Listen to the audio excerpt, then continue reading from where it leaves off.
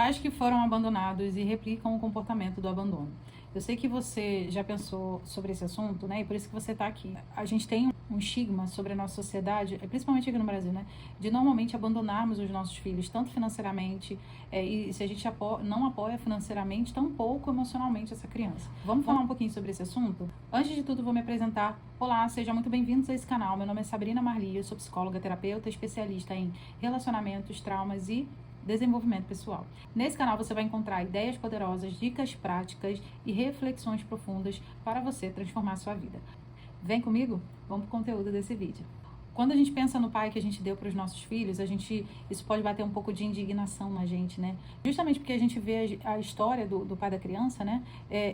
Foi difícil, né? Isso, de certa forma, sugere para a gente de que ele seria uma pessoa diferente para o filho, né?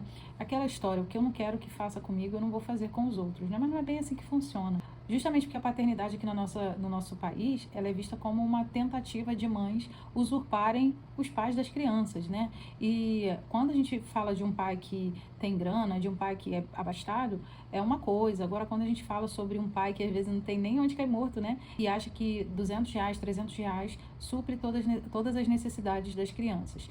Porém, eu quero trazer uma reflexão aqui para vocês e para a gente tentar entender um pouquinho sobre esse comportamento de um pai, né, que abandona o filho. Eu não quero trazer uma ideia que justifique o comportamento desse pai, mas quando a gente fala sobre um pai que abandona o seu filho, ele pode ter aí um histórico de ter sofrido negligências na infância, né?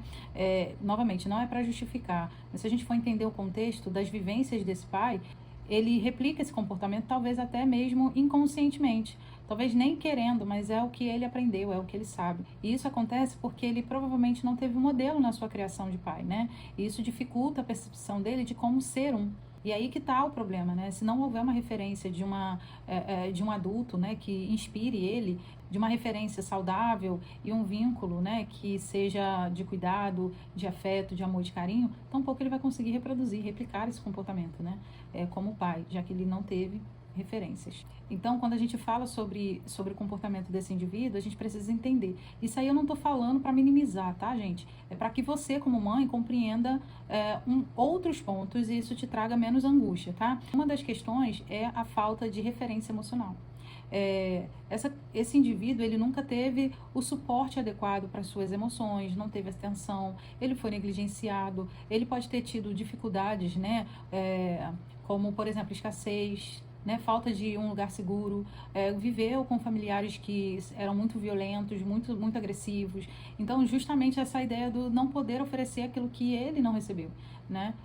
Ou seja, a falta dos modelos, de ter tido a experiência de uma pessoa que realmente se importasse com ele, então vai gerando nele a dificuldade de se expressar dessa maneira, como um pai. Tem algumas exceções nesse caso, onde, por exemplo, o indivíduo, ele por ter sofrido muito no seu abandono, ele determina que a partir dali ele não vai fazer alguém sofrer tanto quanto ele. Na sua autoconsciência, ele entende que fazer o outro sofrer não resolve nada, né? Mas em outros casos, algumas pessoas elas se sentem indignadas pelas experiências que viveu na infância. Isso se chama trauma. A pessoa se ressente com aquele trauma o tempo todo. Isso faz ele viver constantemente a dor do seu trauma, né? A dor do abandono, a dor da negligência, a dor da falta de afeto, de carinho, de atenção. Então ele fica tão indignado que ele acaba reproduzindo esse comportamento nas outras pessoas, inclusive no seu filho. Então, de tanto esse indivíduo ele afastar as pessoas, ele vai se tornando um indivíduo vazio, né, e isolado.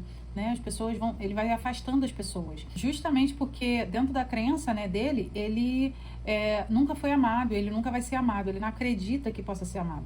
Mesmo que esse amor não seja a representação de um pai, seja possivelmente a de um filho, para ele parece que não é suficiente, ele não aceita. Ele ressente não ter sido amado da maneira certa, né, na sua infância, e isso vai gerando mais angústia, mais trauma. E o ressentimento é justamente essa coisa de ficar em loop infinito dos sentimentos de abandono. Então, as emoções mais latentes nele é sobre esse abandono, sobre essa falta de afeto, de amor, de acolhimento que faltou por parte do pai dele, né? Então ele não reconhece que hoje ele é um indivíduo, que hoje o afeto do pai dele fez diferença, mas não faz mais, e que ele pode, né, de certa forma, reparar a sua história com o seu filho, né? Então falta a compreensão dele e o entendimento de que lhe foi dada uma oportunidade de reparar a história, talvez não a dele, mas a do próprio filho, né? E por não entender isso e ficar remoendo, né, os ressentimentos, que traz a ideia para nós, terapeutas, né, de que esse indivíduo está em sofrimento. O terceiro é justamente o medo da intimidade emocional. Porque quando o indivíduo ele é abandonado, isso vai abrir feridas nele muito profundas, né?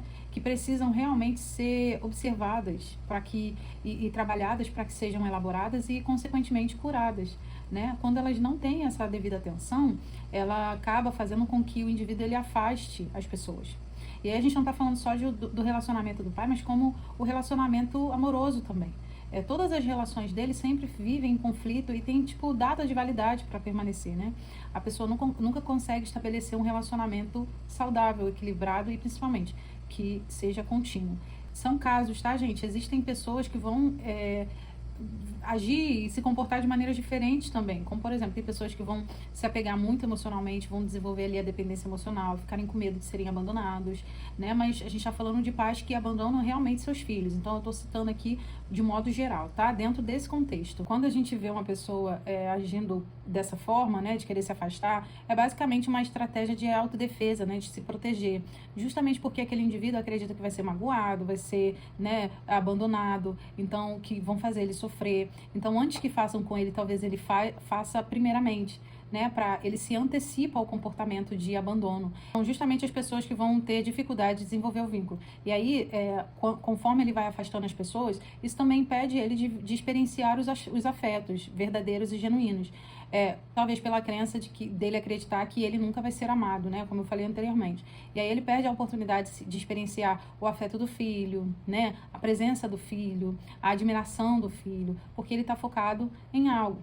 Quando a gente fala sobre questões de saúde mental, a gente está falando de um indivíduo que se prende muito ao passado ou ao futuro, né? E aí esse indivíduo, ele tem medo de não ser amado tanto pelo filho, tem medo de vivenciar, experienciar uma emoção traumática que o magoe, né? E muitos podem se utilizar da desculpa de que, eu não tive, não fez diferença para mim, para ele também não vai fazer.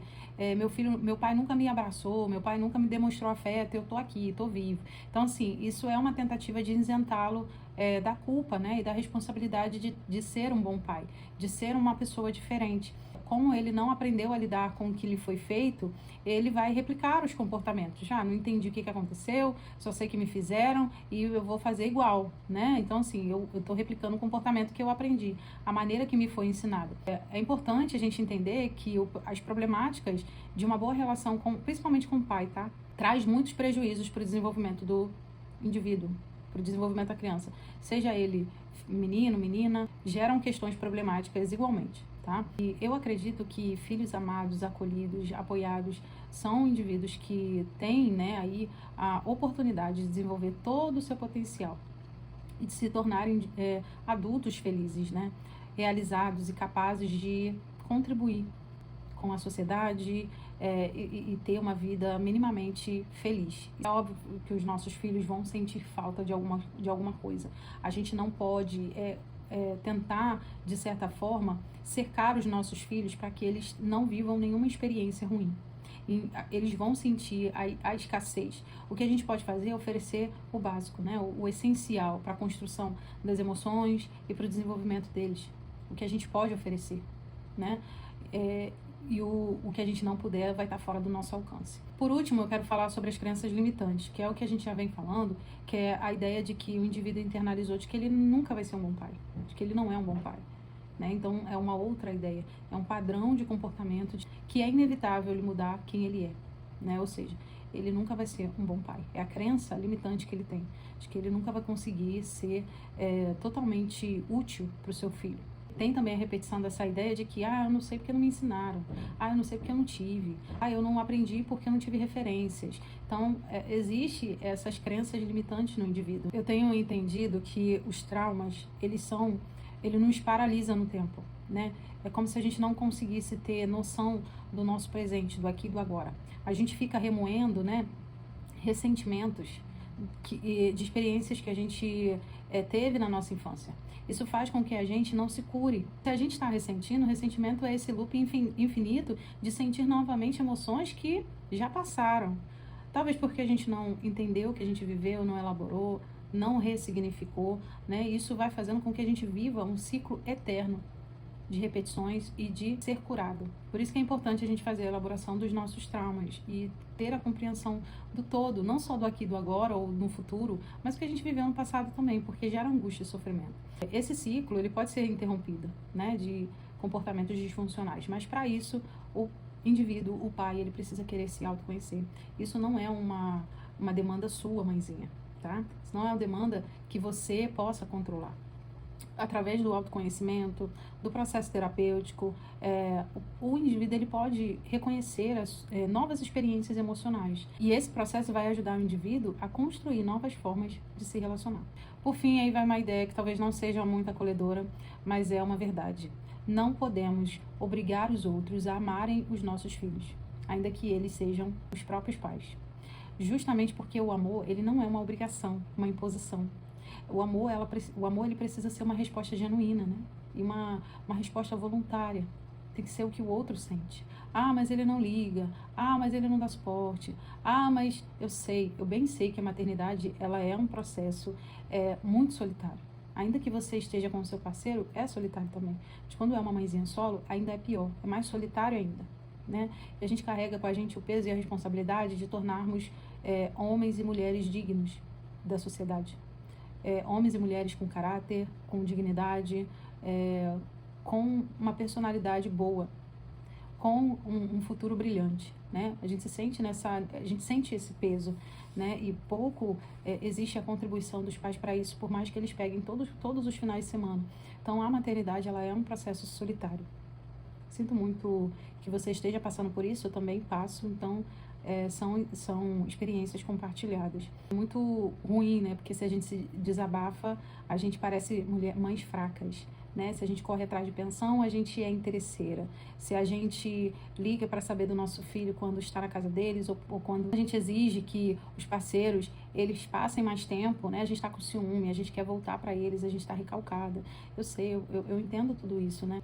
E é como se a gente não pudesse expor o nosso cansaço, a nossa fadiga, as nossas vulnerabilidades e fragilidades, né? Um peso que a gente carrega por sermos mães solos. Mas também tem uma outra questão, que é cada um expressa o seu afeto, né? O seu amor de uma maneira diferente.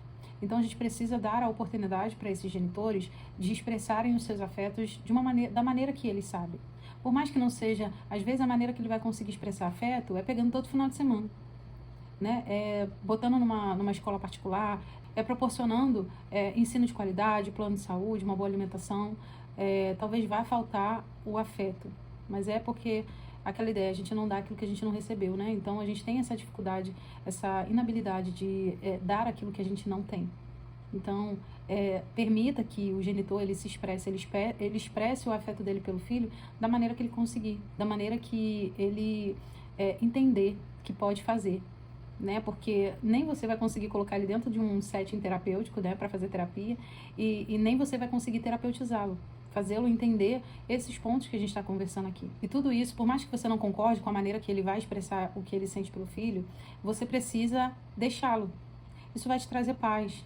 Porque no final talvez você só esteja tentando controlar a escassez de algo que o seu filho já tem, que é a falta, a ausência do pai. E essa ausência, essa escassez não é algo que você possa controlar.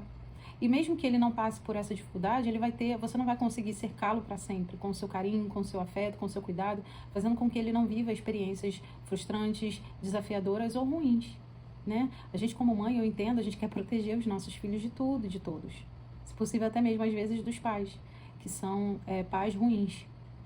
E a gente tem medo de que eles sejam magoados. Mas a gente precisa dar a liberdade desses pais de demonstrarem afeto pelos filhos da maneira que eles conseguirem. Entende? Eu sei que é muito frustrante você receber de repente menos de 200, 300 reais de pensão. Eu sei que é muito frustrante saber que o pai não liga, que o pai não procura saber. Mas a gente precisa dar a liberdade para essas pessoas oferecerem o que elas têm. Porque no final não adianta você brigar, você só vai se cansar e se fadigar. Então tenha paz no seu coração sobre o que esse pai está oferecendo, que é o que ele pode. Não adianta a gente obrigar, porque ele não vai. A gente vai espremer, não vai sair nada, porque não tem nada para sair, né? Não tem nada que ele possa oferecer. Você não precisa carregar esse peso, né? Essa responsabilidade de ser essa mãe super protetora. Esse não é o seu papel, tá? O seu papel é educar os seus filhos. Você só precisa ensiná-los sobre respeito, sobre amor, carinho. O seu papel é esse, né? Seja apenas a mãe deles e não assuma papéis exagerados só para garantir que seus filhos tenham boas experiências. Porque no final você só vai estar postergando o inevitável. Quando ele crescer, ele vai passar assim por frustrações, por dificuldades. Então, assim, eu sei que a gente tenta ao máximo proteger os nossos filhos, mas tem coisas que a gente não consegue controlar. Por fim, eu espero que esse vídeo tenha feito você refletir sobre o seu papel, sobre o que você pode controlar e o que está fora do seu alcance. Garantir que seu filho seja amado pelo genitor, pelo pai da criança, é algo que você não tem o controle, né? Não pode controlar. E o que você pode fazer é criar o seu filho com tudo que você pode oferecer como mãe, não como mãe e pai, como mãe, né? Você é a mãe, né? Não assuma papéis que não são seus. Como mãe, o que você pode oferecer para o seu filho, ofereça. Isso vai desenvolver ele na autoconsciência de que ele teve tudo que você pôde oferecer. E com o tempo, ele vai amadurecendo a ideia de que você era a pessoa que estava do lado dele. E é assim na nossa vida. Vai ter pessoas que vão nos frustrar, seja os nossos pais, os nossos familiares, amigos, relacionamento. A gente vai sofrer decepções e frustrações. Ninguém está isento disso, né? E a gente não pode proteger os nossos filhos para sempre. Então, de tudo que eu possa falar para você, é isso, né? Crie seu filho para que ele cresça, se desenvolva, amadureça e perceba que você esteve sempre do lado dele. Isso gera também confiança e autoestima e certeza de que ele é amado por você. E é isso, se você tiver alguma dúvida, alguma reflexão para compartilhar o que você pensou enquanto estava assistindo esse vídeo, deixa aqui nos comentários. Obrigado por assistir até aqui. Não deixe de me seguir e de curtir esse vídeo, esse é meu termômetro para saber que esse vídeo foi legal, viu? E é isso, até o próximo vídeo.